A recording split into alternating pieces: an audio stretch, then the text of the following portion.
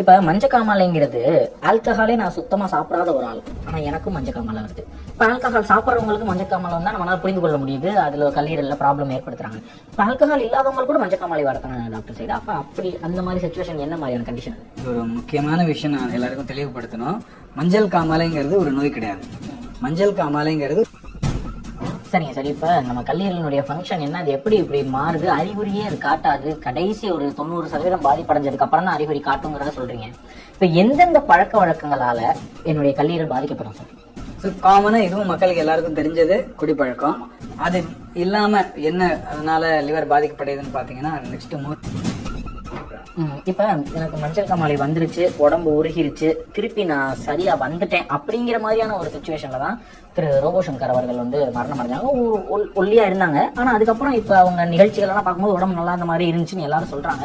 But ஆனா மருத்துவமனையில இருந்து கொடுக்கக்கூடிய அறிக்கை ஒரு மல்டி ஆர்கன் டிஸ்பங்க்ஷன் அப்படிங்கிற மாதிரி எல்லாம் நமக்கு வருது. இப்ப இந்த மஞ்சள் காமாலைங்கிறது ஒரு தடவை வருது, அதுக்கப்புறம் நம்ம லேசா ஏதாவது ஒரு தவறான பழக்கம் ஆல்கஹாலோ ஒரு தடவை குடிச்சா கூட என் உயிருக்கே ஆபத்து அப்படிங்கிற மாதிரியான சுச்சுவேஷன்ல கொண்டு போய் நம்மளை விடுமா மஞ்சள் காமாலை? நிறைய பேர் நான் சாப்பிடறதே இல்லை டாக்டர்னு சொல்லுவாங்க. என்ன சாப்பிடுறேன், காலையில 2 இட்லி, மதியம் ஒரு கப் ரைஸ், நைட்டு ஒரே ஒரு சப்பாத்தி. அவங்க மைண்ட்ல இது ரொம்ப ஹெல்தியான டயட்டா நினைக்கிறாங்க, ரொம்ப குறைவா சாப்பிடுறதா. பட் இதுல பாத்தீங்கன்னா there is no balanced diet.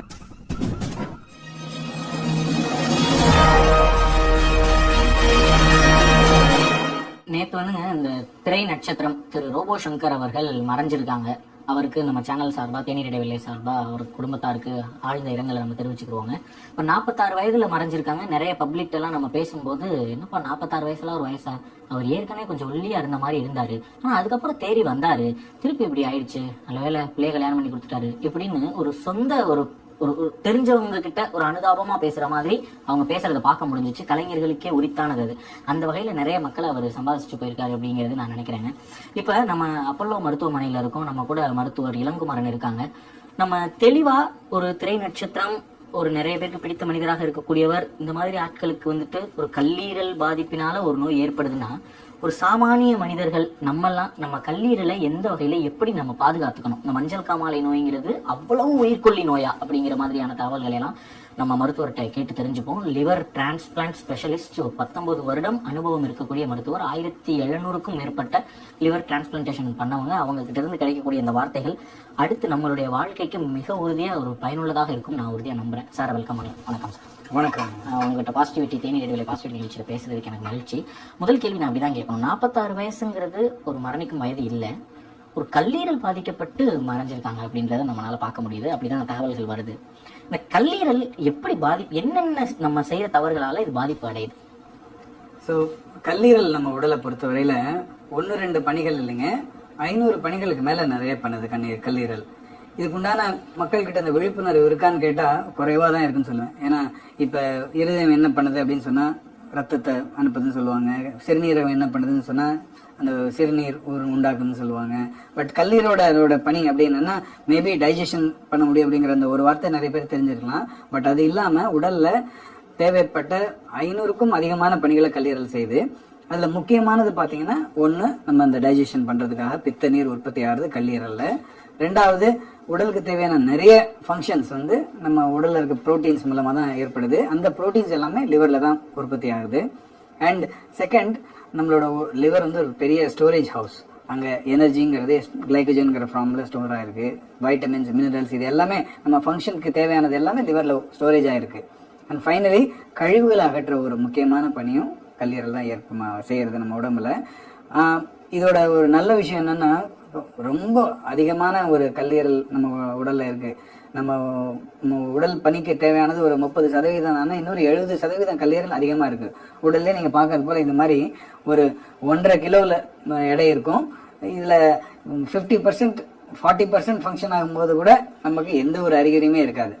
So இது நல்ல விஷயமா தெரிஞ்சா கூட இதனால என்ன பாதிப்பு ஏற்படுதுன்னா, ஒருத்தருக்கு கல்லீரல் பாதிப்பு ஏற்பட்ட உடனே அவங்க மருத்துவர் அணுகிறது இல்லை, அதுக்கு உண்டான ட்ரீட்மெண்ட் எடுத்துக்கிறது இல்லை. கொஞ்சம் கொஞ்சமா அந்த லிவர் டேமேஜ் ஆகி ஒரு ஸ்டேஜா இப்போ இதுல பாத்தீங்கன்னா அதெல்லாம் கொடுத்துருக்காங்க. ஃபர்ஸ்ட் லிவர் ஒரு ஸ்வெல்லிங் நடக்கும், அடுத்தது லிவர் ஒரு மாதிரி சாஃப்டா இருக்கிற ஒரு லிவர் ஒரு ஹார்டா ஆரம்பிக்கும், அதுக்கடுத்து நிறைய இந்த மாதிரி நாடியூல்ஸா ஃபார்ம் ஆகும். அண்ட் இந்த மாதிரி டேமேஜ் ஆன லிவர்ல லிவர் கேன்சர்ஸ்லாம் கூட உற்பத்தி ஆகிறதுக்கு நிறைய வாய்ப்பு இருக்கு. ஸோ இவ்வளோ மோசமான ஒரு கல்லீரல் நோய் நிறைய பேருக்கு டயக்னோஸ் ஆகிற ஃபர்ஸ்ட் ஸ்டேஜை பார்த்தீங்கன்னா இந்த ஸ்டேஜில் தான் இருக்கும்.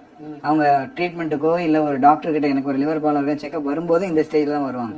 சப்போஸ் இந்த ஸ்டேஜாக இருந்தால் அதை ரிவர்ஸ் பண்ணி நம்ம நார்மல் லிவராகவே அதை கம்ப்ளீட்டாக கியூர் பண்ண முடியும் மெடிசன்ஸ்லேயே அண்ட் அவங்களுடைய லைஃப் ஸ்டைல்லேயே நம்ம அதை கியூர் பண்ண முடியும். வேற ரொம்ப அட்வான்ஸ்டு டேமேஜ் ஆயிடுச்சுன்னா தென் அட் தட் ஸ்டேஜ் மெடிசின்ஸ் அந்த லிவர் டேமேஜை கியூர் பண்ண முடியாது, லிவர் ஃபெயிலியரை சரி பண்ண முடியாது. கண்டிப்பாக அந்த மாதிரி நோயாளிகளுக்கு டிரான்ஸ்பிளான்ட்டுங்கிறது ஒரு லைஃப் சேவிங் ஆப்ரேஷன். சரிங்க சார், இப்போ நம்ம கல்லீரலினுடைய ஃபங்க்ஷன் என்ன, அது எப்படி இப்படி மாறுது, அறிகுறியே அது காட்டாது, கடைசி ஒரு 90% பாதிப்படைஞ்சதுக்கு அப்புறம் தான் அறிகுறி காட்டுங்கிறத சொல்றீங்க. இப்போ எந்தெந்த பழக்க வழக்கங்களால என்னுடைய கல்லீரல் பாதிக்கப்படும் சார்? ஸோ காமனாக இதுவும் மக்களுக்கு எல்லாருக்கும் தெரிஞ்சது குடிப்பழக்கம்.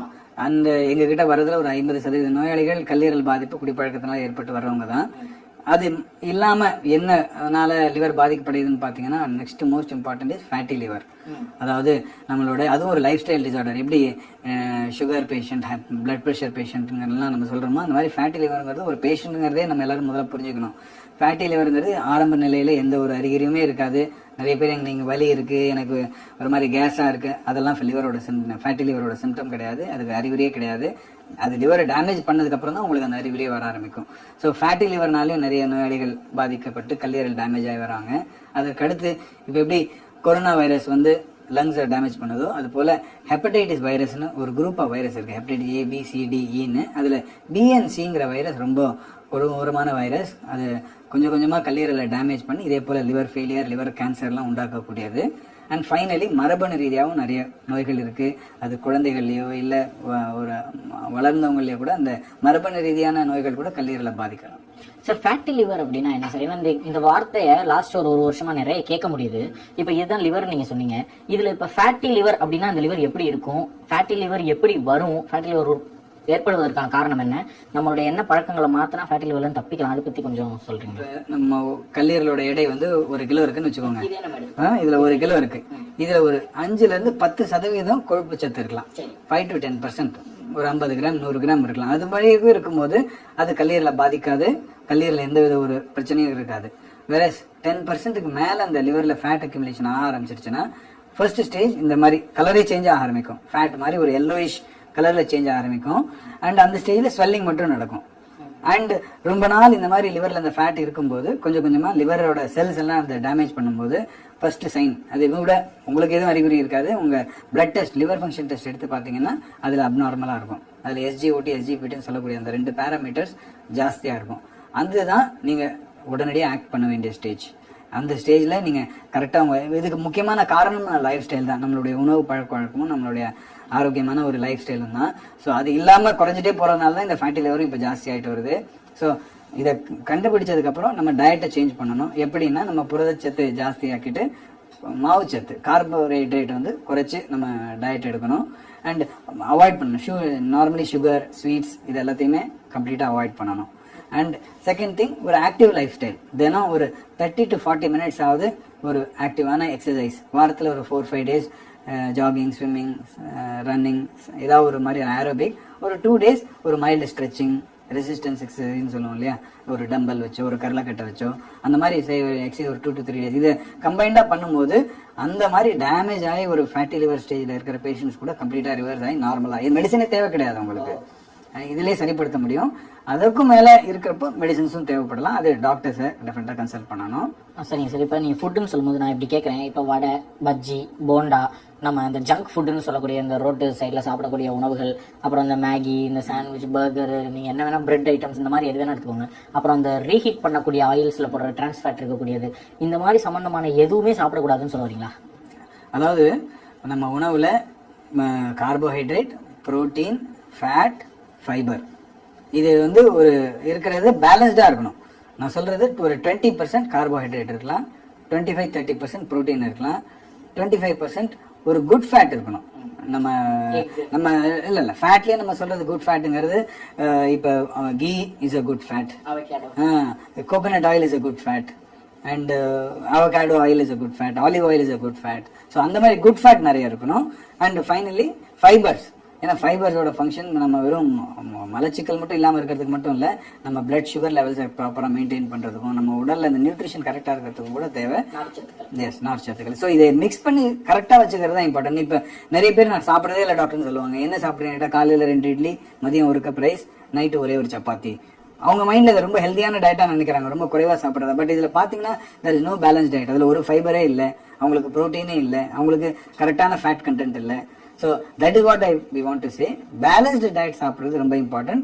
அண்ட் ஸ்பெசிஃபிக்காக ஃபேட்டி லிவர் அந்த மாதிரி இருக்கும்போது இன்னுமே கார்போஹைட்ரேட்டை ரொம்ப குறைச்சி சாப்பிடும்போது கம்ப்ளீட்டாக குணமாயிட முடியும். சரி சார், இப்போ ஃபேட்டி லிவர் பற்றி சொல்லும்போது சொன்னீங்க, ஃபேட்டி லிவரே இருந்தா கூட நம்ம மருந்துகளே இல்லாம கூட அதை ஒரு சில பழக்கவழக்கங்களால திருப்பி கொண்டு வந்துட முடியும். அந்த தன்மை வந்து கல்லீரலுக்கு மட்டும்தான் இருக்கும் உடல் உறுப்புகள்ல. அதாவது தன்னைத்தானே அந்த புதுப்பித்துக் கொள்ளும் நம்ம ஒரு நகம், ஒரு முடி, அது போல வளர்ச்சி கூட அடையிற ஒரே ஒரு உறுப்புன்னா அது கல்லீரல் மட்டும்தான். வேற எந்த ஒரு உறுப்புக்குமே இந்த ரீஜெனரேஷன் இவ்வளவு ஒரு அற்புதமா நடக்கிறது இல்லை. நம்ம ஒருத்தருக்காக ஒரு லிவரை ரிமூவ் பண்ணி சர்ஜரி பண்றோம்னா வித்தின் 1.5 to 2 months 500 கிராம் எடுத்தோம்னா அந்த 500 கிராம் உடனே இம்ப்ரூவ் ஆயிடும். இந்த சர்ஜரி பண்ண அடுத்த நாளே அந்த லிவர் வளர்றதுக்கு உண்டான செல்லுலர் எவிடன்ஸ் எல்லாம் இருக்கு. ஸோ அவ்வளோ இப்படி ஒரு முக்கியமான உறுப்பை நம்ம பாதுகாக்க வேண்டியது ரொம்ப இம்பார்ட்டன்ட். அப்போ ஆல்கஹால் எடுக்காம இருந்துட்டு சத்தான பேலன்ஸ் டயட் சாப்பிட்டு நான் எக்ஸசைஸ் பண்ணி ஒரு ஆக்டிவா இருந்தேனாலே என்னுடைய கல்லீரலை பத்தின கவலை எனக்கு தேவையில்லை அப்படிங்கறத புரிஞ்சுக்கலாமா? கண்டிப்பா. சரிங்க சார். இப்ப மஞ்சக்காமாலைக்கு வருவோம் சார். இப்ப மஞ்சக்காமாலைங்கிறது ஆல்கஹாலே நான் சுத்தமா சாப்பிடாத ஒரு ஆள், ஆனா எனக்கும் மஞ்சக்காமாலை வருது. இப்ப ஆல்கஹால் சாப்பிட்றவங்களுக்கு மஞ்சக்காமாலை வந்தா நம்மளால புரிந்து கொள்ள முடியுது, அதுல கல்லீரல்ல ப்ராப்ளம் ஏற்படுத்துறாங்க.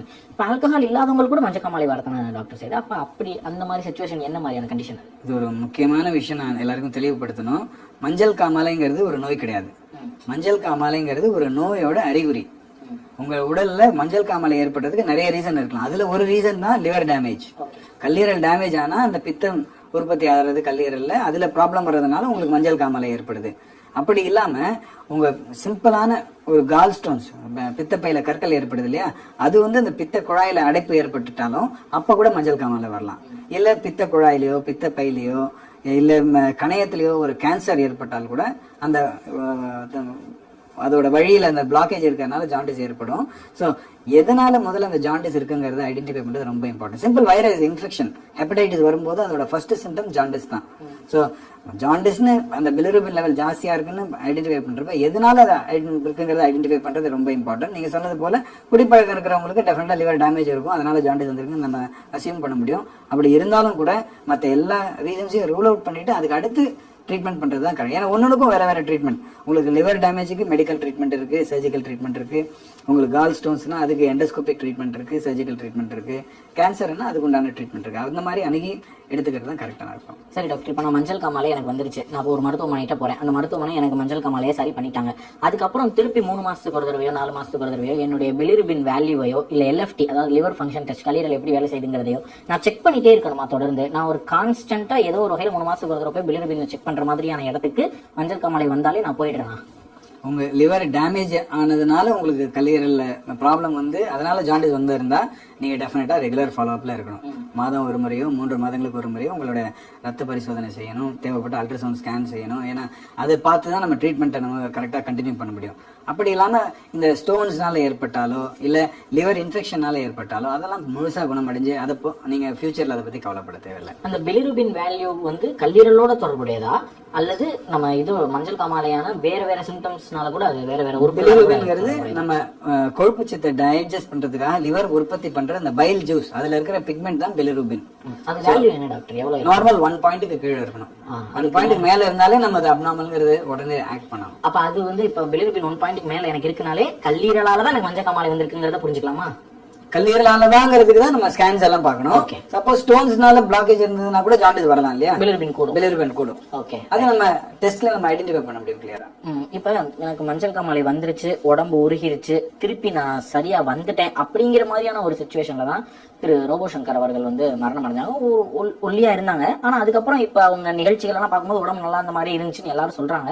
பட் ஆனா மருத்துவமனையில இருந்து கொடுக்கக்கூடிய அறிக்கை வந்துட்டு ஒரு மல்டி ஆர்கன் டிஸ்பங்க்ஷன் அப்படிங்கிற மாதிரி எல்லாம் நமக்கு வருது. இப்ப இந்த மஞ்சள் காமாலைங்கிறது ஒரு தடவை வருது, அதுக்கப்புறம் நம்ம வந்துட்டு லேசா ஏதாவது ஒரு தவறான பழக்கம் ஆல்கஹாலோ ஒரு தடவை குடிச்சா கூட என் உயிர்க்கே ஆபத்து அப்படிங்கிற மாதிரியான சிச்சுவேஷன்ல கொண்டு போய் நம்மளை விடுமா மஞ்சள் காமாலை? ஆல்கோஹால்னாலேயோ மற்ற எந்த காரணத்தினாலும் லிவர் டேமேஜ் ஆகும்போது நம்ம வந்து அதை 3 ஸ்டேஜாக பிரிக்க முடியும். early stage, intermediate and late ஸ்டேஜ்னு. இதில் இந்த ஏர்லி ஸ்டேஜ், அந்த ஆரம்ப நிலையில கல்லீரல் டேமேஜ் இருக்கிற நோயாளிகளுக்கு டிரான்ஸ்பிளான்ட் தேவை இருக்காது. அவங்களுக்கு நம்ம மெடிக்கல் ட்ரீட்மெண்ட் கொடுத்து அவங்கள ஸ்டேபிளாக வச்சிருக்க முடியும். ஆனால் இதனால அவங்க குணமாயிட்டாங்கன்னு அர்த்தம் கிடையாது. லைஃப் லாங் அதே டேமேஜ் லிவருடைய தான் அந்த பேஷண்ட் இருப்பாங்க. அண்ட் அதற்கு தொடர்ந்து அவங்க ஆரோக்கியமா இருந்தாங்க, அவங்க லிவர்ல திரும்பி ப்ராப்ளம் வரலன்னா அவங்களால அந்த லிவரோடய கண்டினியூ பண்ண முடியும். அன்பார்ச்சுனேட்டா திரும்ப ஒரு இன்ஃபெக்ஷன் வந்ததுனாலயோ இல்ல வேற ஏதாவது ஒரு ரீசன்னால லிவர் டேமேஜ் ஆச்சுன்னா அவங்க அந்த ஏர்லி ஸ்டேஜ் வந்து இமீடியட்டா அட்வான்ஸ்டு லிவர் ஃபெயிலியருக்கு தள்ளப்படுவாங்க. அந்த மாதிரி நிலைமை ஏற்பட்டு அண்ட் லிவர் டேமேஜ் ஆச்சுன்னா அடுத்தடுத்து மற்ற உறுப்புகளும் பாதிப்படைஞ்சு மல்டி ஆர்கன் ஃபெயிலியர் உண்டாகிறதுக்கு உண்டான ரீசன்ஸ் நிறையவே இருக்கு. அதான் இப்ப லிவர் பாதிப்பு அடைஞ்சா மற்ற உறுப்புகளும் இதை சேர்த்து வைக்க மாட்டாங்க. கண்டிப்பா தொடர்புடையது. அதுதான் இன்டர்மீடியட் ஸ்டேஜ்ல தான் அந்த லிவர் ஃபெயிலியர் சிம்டம்ஸ் வரும். ஜாண்டிஸ், வயர்ல நீர் கோக்குறது, கை கால் வீக்கம் அடைகிறது, பிளட் வாமிட் எடுக்கிறது, சில பேர் அன்கான்சியஸ் ஆயிடுவாங்க. அந்த மாதிரி நியூரலாஜிக்கல் சிம்டம்ஸ் வர்றது இதெல்லாம் இன்டர்மீடியட் ஸ்டேஜ்ல வர ஆரம்பிக்கும். லேட் ஸ்டேஜ்ல இந்த லிவர்னால மற்ற உறுப்புகள் கிட்னி ஃபெயிலியர் வர்றது, ஹார்ட் ப்ராப்ளம், லங்ல பிளட் ப்ரெஷர் ரைஸ் ஆகிறது, இந்த மாதிரி மற்ற ஆர்கன் காம்ப்ளிகேட்டட் ஸ்டேஜ் வர்றது தான் லேட் ஸ்டேஜ். ஓகே டாக்டர், இப்போ இந்த லிவர் டிரான்ஸ்பிளான்ட் பண்றதுக்கு இன்னைக்கு எவ்வளவு டாக்டர் மருத்துவ உலகத்துல செலவாகுது? ஸோ கல்லீரல் மாற்று அறுவை சிகிச்சைங்கிறது உங்களுக்கே தெரியும், ஒரு மாடர்ன் மெடிசனோட ஒரு மிரக்கல் உச்சம்னு சொல்லலாம். இதுல வந்து ஒரு சர்ஜரியில 2 சர்ஜரி நடக்குது. தானா கொடுக்குறவங்கள உடல்ல இருந்து ஒரு சர்ஜரி, ரெசிபென்ட்ல இருந்து ஒரு சர்ஜரி, அண்ட் அதன் பிறகு அந்த பேஷண்ட் சக்சஸ்ஃபுல்லா சர்ஜரி முடிஞ்சதுக்கு அப்புறம் கூட ஐசியூல அவங்க ஒரு 10 days 2 weeks ரொம்ப ரெக்கவரி பண்றது, இது எல்லாமே இம்பார்ட்டன்ட். இவ்வளவு பெரிய ப்ரொசீஜருங்கிறதுனால டெஃபினெட்லி அது எக்ஸ்பென்சஸ் இருக்கு. நிறைய ஹாஸ்பிட்டல்ஸ்ல இப்ப அரௌண்ட் ஒரு 24 to 26 lakhs செலவுல இந்த ஆபரேஷனை பண்ண முடிஞ்சது. தமிழ்நாட்டு மக்களை பொறுத்த வரைக்கும் நல்ல விஷயம் என்னன்னா, செலவு செய்ய முடியாத மக்களுக்கு, வறுமை கோட்டு கீழே இருக்கவங்களுக்கு நம்ம முதல்வர் காப்பீட்டு திட்டம் மூலியமாக பிரைவேட் தனியார் மருத்துவமனையில கூட நம்ம இந்த கல்லீரல் மாற்று அறுவை சிகிச்சை அவங்களுக்கு செலவில்லாம செஞ்சுட்டு இருக்கோம். மகிழ்ச்சி doctor, thank you so much for your time. உங்களுடைய பிஸி ஸ்கெட்யூலில் எங்களுக்கு இந்த நேரத்தை கொடுத்ததுக்கு ரொம்ப நன்றி. உங்களுடைய விஸ்டம் எங்கள் கூட பகிர்ந்துக்கிட்டதுக்கு நன்றி. ஃபார் அ மினிட் லாஸ்ட்டாக நீங்கள் மக்கள்கிட்ட ஏதாவது இந்த சம்பவத்தை ஒட்டி ஒரு அவேர்னஸ் மாதிரியோ ஒரு அறிவுரை மாதிரியோ உங்களுடைய அனுபவத்தில் ஒரு நிமிஷம் நீங்கள் ஏதாவது பேசுறதுனா டேரெக்டாக I can speak to the people. வருமுன் காப்போம் ரொம்ப ரொம்ப ஒரு முக்கியமான ஒரு பழமொழி நான் சொல்லுவேன். எந்த ஒரு நோயும் வர்றதுக்கு முன்னாடி நம்ம காக்க வேண்டும். அதுக்கு முக்கியமான விஷயம் என்னங்கிறத தெரிஞ்சுட்டு நம்மளுடைய வாழ்க்கை முறையில் அதெல்லாம் நம்ம செஞ்சுட்டு வந்தோம்னா எந்த ஒரு நோய் நொடியும் இல்லாமல் நம்மளால ஆரோக்கியமா வாழ முடியும். Thank you so much doctor. ஆமாங்க, இன்னைக்கு நம்ம அது நான் முதல்ல சொன்ன மாதிரி தான் ஒரு வருத்தத்திற்குரிய நிகழ்வு தான். நிறைய பேர் மனசு சங்கடப்படக்கூடிய, நம்ம இந்த சோஷியல் மீடியாலலாம் கமெண்ட்ஸ்லாம் பார்க்கும்போது கூட தெரியுது, மற்ற நடிகர்கள், அவர் கூட பழகிய தலைவர்கள் எல்லாருமே சொல்றது நல்ல மனுஷன் அப்படின்னு தான் சொல்றாங்க. இதை ஒட்டி இந்த காணொலியை நான் பதிவிட்டதுக்கான மிக முக்கியமான காரணம், எப்பவுமே நமக்கு தெரிந்தவர்களோ இல்ல நம்ம அறிந்தவர்களோ யாருக்காவது ஒரு சங்கடம் ஏற்படும் பொழுது அந்த நேரத்துல நம்ம ஒரு அவேர்னஸ் கொடுத்தோம்னா அது இன்னும் வலுவான ஒரு ரீச் இருக்கும் அப்படிங்கறத எங்களுடைய நம்பிக்கை. நம்ம சதீஷை வச்சு சதீஷ்க்கு மஞ்சக்காமால ஏற்பட்டப்ப என்ன நடந்துச்சுங்கிறத ஒரு அனுபவமா பதிவிட்டோம். இதுக்கு முன்னாடி ஒரு மருத்துவர்கிட்ட கேட்டும் பதிவிட்டோம். ஆனா அதுல அவ்வளவு பெரிய மக்கள்கிட்ட கொண்டு போய் எங்களால சேர்க்க முடியல. இந்த நிகழ்வை ஒட்டி எங்களால இது ஒரு விழிப்புணர்வா பதிவிட முடிஞ்சிச்சு. அதுக்கு மருத்துவர்களுடைய உதவியோட மருத்துவர்களுடைய அறிவுகளையும் நம்ம கூட பகிர்ந்துக்கிட்டாங்க. நிச்சயமா உங்களுடைய கல்லீரலை பாதுகாத்துக்கோங்க. 25 லட்சத்துக்கு நமக்கு வழி கிடையாது. நம்மகிட்ட இருக்கிறது ஒரு வாழ்க்கை. அந்த வாழ்க்கையை உடல் உறுப்புகள் வந்துட்டு நம்மளே போக்குற மாதிரி நம்ம வாழ வேண்டாம், நல்லபடியா வாழ்வோம். ஆல்கஹால் சுத்தமா குடிக்காதீங்க. டிரான்ஸ்ஃபேட் இருக்கிற மாதிரி ரீஹீட் பண்ணப்பட்ட ஆயில் பொருட்கள் நிறைய சாப்பிடாதீங்க. உடம்புக்கு உழைப்பு கொடுத்துக்கிட்டே இருங்க. இதெல்லாம் தான் டேக்அவே. இந்த டேக்அவே எல்லாம் வச்சுக்கிட்டு நல்லபடியா நம்ம வாழ்ந்து நல்ல முறையில் வாழ்வோம். இதுதான் இன்னைக்கு நான் உங்ககிட்ட பகிர்ந்துக்கணும்னு ஆசைப்படுறது. Thank you doctor, thank you for your time. எல்லாருக்கும் ரொம்ப நன்றி.